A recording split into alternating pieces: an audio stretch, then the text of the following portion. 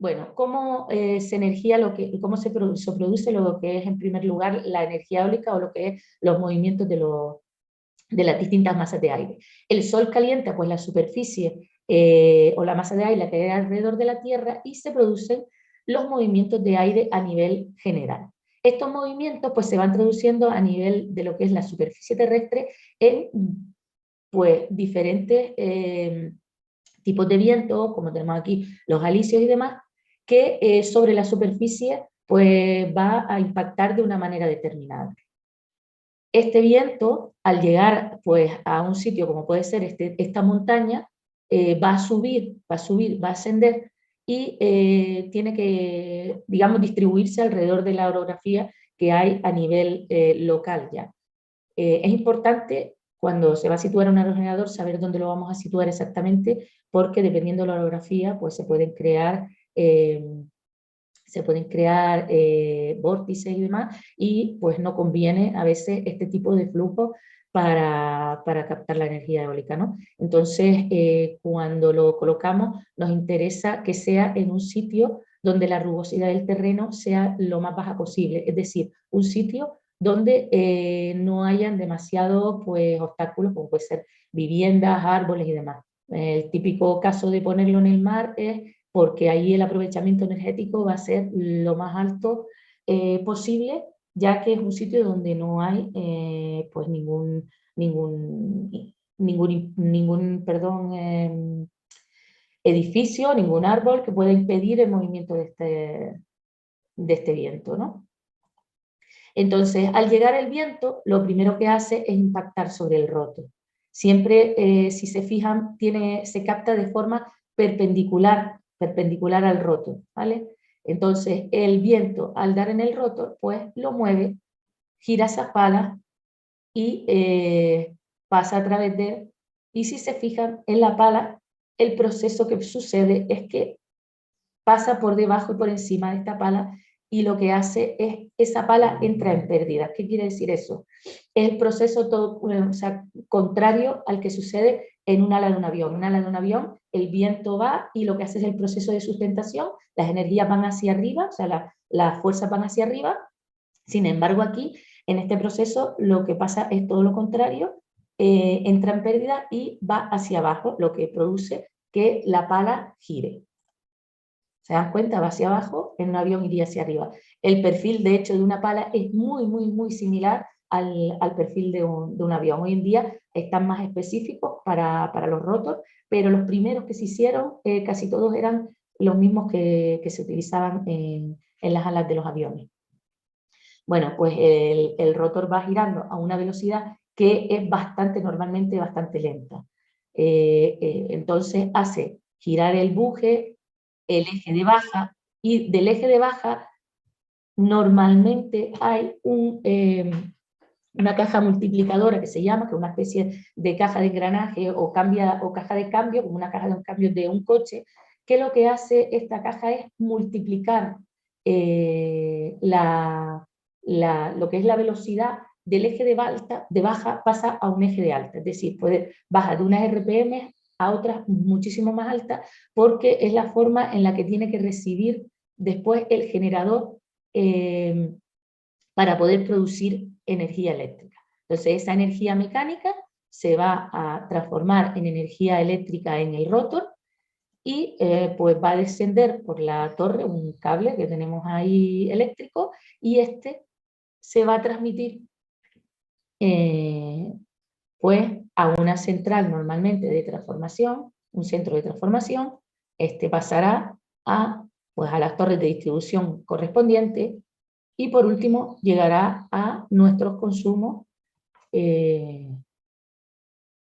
pues tal y como lo tenemos hoy en día, y ese es más o menos en general el proceso que se produce para producir energía eólica, o sea, para aprovechar la energía eólica con los generadores. Bueno, aquí vemos cómo es realmente un aerogenerador. Estos son aerogeneradores de gran tamaño, como los que tenemos en el sureste. Está compuesto, pues, normalmente son tripalas, por 3 palas, un buje, que esto se formaría, lo que es el buje y las tres palas formarían el rotor. El buje es esta pieza que une las tres palas. Una vez el rotor se mueve, pues da paso pasa al eje de el eje de baja velocidad, se mueve a baja velocidad, lento, RPM, poquísimas RPM, y de aquí va a una caja de engranaje, caja multiplicadora o como una especie de caja de cambio, lo que estaba comentando antes, para poder aumentar esas RPM y elevarlas para que el generador pueda producir la energía eléctrica. Normalmente acoplado a la caja multiplicadora suele haber un freno de disco para poder frenar pues, la maquinaria en caso de que sea necesario. También suele tener un sistema de refrigeración para el generador en la parte de atrás. Suelen también tener un mecanismo de orientación para que en todo momento el rotor siempre esté situado perpendicular al viento. ¿Cómo hace esto? Pues va a tener una pequeña veleta y anemómetro en la parte de atrás, de forma que siempre va a estar midiendo velocidad y dirección de viento, y de esta forma oriente al rotor y siempre esté perpendicular al viento. Vale. En la parte donde se une la góndola, toda la góndola es aquí, esto, digamos, la caja que cubre toda esta maquinaria, donde se une la góndola con la torre, que es la parte que sustenta, digamos, todo, pues hay una especie de, digamos, cojinete gigante, que es el que ayuda a que se gire de forma axial al rotor, que pueda girar la góndola sobre la torre. Y de esta forma, pues orientamos el rotor siempre de manera perpendicular al viento. Este esquema que ven aquí, sin embargo, es un esquema de una máquina mini eólica. Vamos, funciona de diferentes formas. Las máquinas eólicas pequeñas, pues normalmente la maquinaria no tiene caja multiplicadora, no suele producir la energía, digamos, a 250 voltios, no suele producirla ya, digamos, en alterna, y normalmente la mini eólica pues produce la energía a 12 o 24 voltios en continuo. Entonces suelen ser muchas veces bipalas, no tiene por qué ser con tres palas, y suelen tener en la parte trasera un anemómetro o veleta. Estos sistemas se suelen conectar a un regulador o rectificador, de manera que podamos adaptar esta energía producida a nuestra red. También se suelen utilizar, pues hay que utilizar un inversor para pasar lo que es la continua alterna, y en medio suele disponerse de baterías, si queremos tener un sistema que pueda estar en aislado o no, y de forma que podamos acumular la energía sobrante. Digamos, funciona de la siguiente forma. Se produce energía a partir del viento, se mueve el rotor, se produce energía eléctrica que pasa al regulador, y el regulador lo primero que hace es intentar pasarlo al inversor y que se produzca el consumo. Si en ese momento no hay consumo, pues lo que hace es acumularla en batería. Imaginen la situación que las baterías ya estuviesen llenas y tampoco hay consumo. Pues en este caso tendría que pasarse a las resistencias para que esa energía se queme, porque lo que nunca puede hacerse es que esa energía no se disipe, porque lo que produciría es un embalamiento del rotor. Entonces siempre la energía eléctrica que produzcamos en el aerogenerador hay, digamos, que consumirla. O la consumimos o la almacenamos en batería. Ese es el gran problema, digamos, que tiene la energía renovable, que son energías alternantes que hay que consumirlas casi de forma inmediata. Entonces, este tipo de máquinas pequeñas son las que son más interesantes para el caso nuestro, puesto que si ustedes pueden poner una instalación de este tipo, pues si tienen un pequeño terreno o incluso en una azotea, siempre y cuando la normativa de la zona y el viento lo permita, ¿no? Tienen que estudiar un poco si tienen recursos, ¿no?, eólicos en el lugar donde lo vayan a situar. Entonces, por el tipo de eje tenemos pues la de eje horizontal, que son las máquinas grandes que tenemos situadas por el sur de las islas, conocidas también como Horizontal Axis Wind Turbines, son las de horizontal, y tenemos también las verticales, porque son de este tipo, que pueden ser tipo de aéreo, tipo Savonius o Giromil. Son, digamos, un poquito diferentes cada una. ¿Diferencias entre una u otra? Pues mira, el eje horizontal, la eje horizontal tiene la máquina pues encima de la torre, es difícil de acceder. Para poder hacerle mantenimiento, una de dos: o bajamos la máquina si es una máquina eólica pequeña, o tenemos que subir a hacerle mantenimiento arriba. Ventaja en este sentido que tiene la eje vertical es que la máquina está situada en el suelo, entonces prácticamente a altura del suelo, y podemos hacer los mantenimientos de forma más sencilla. La eje horizontal normalmente tiene una captación, pues una eficiencia mucho más elevada, y pues por eso normalmente se usan esas y no las otras.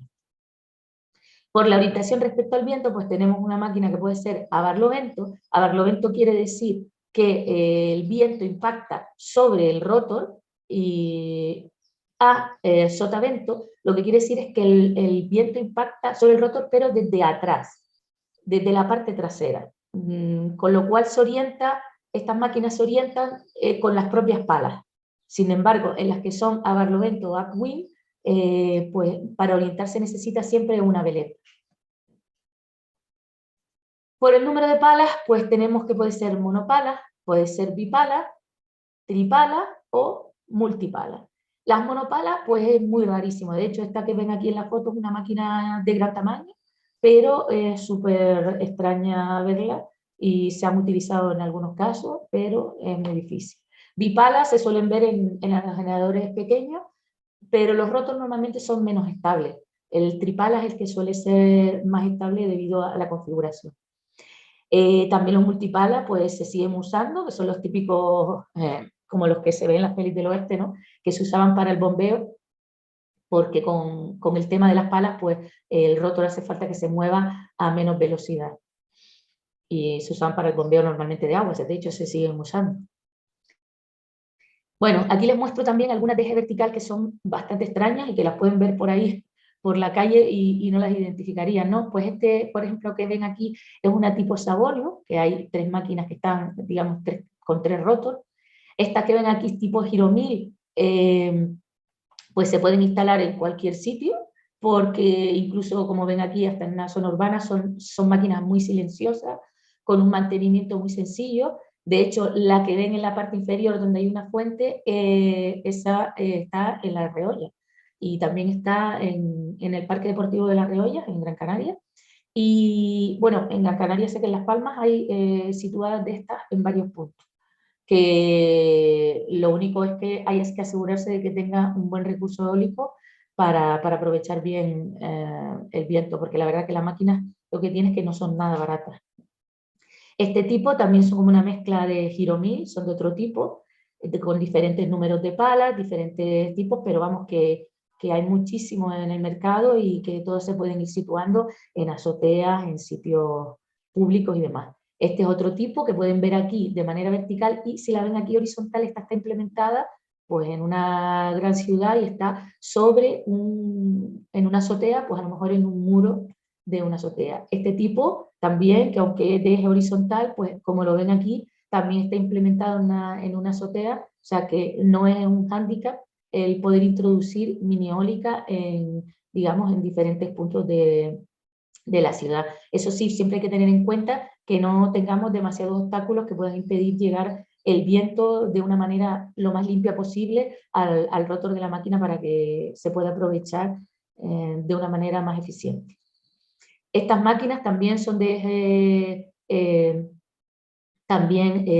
son eje vertical, aunque están dispuestas de manera horizontal, y aquí las tienen pues para alimentar relojes, diferentes tipos de mobiliario urbano. Para temas también se usan de lo que son temas de telecomunicaciones y demás. O sea, hay una variedad grandísima. Este tipo también existe con toberas, con distintos elementos. Este es una que se eleva como una especie de globo y demás. Bueno, pues hay muchísimos tipos, multirotor y demás.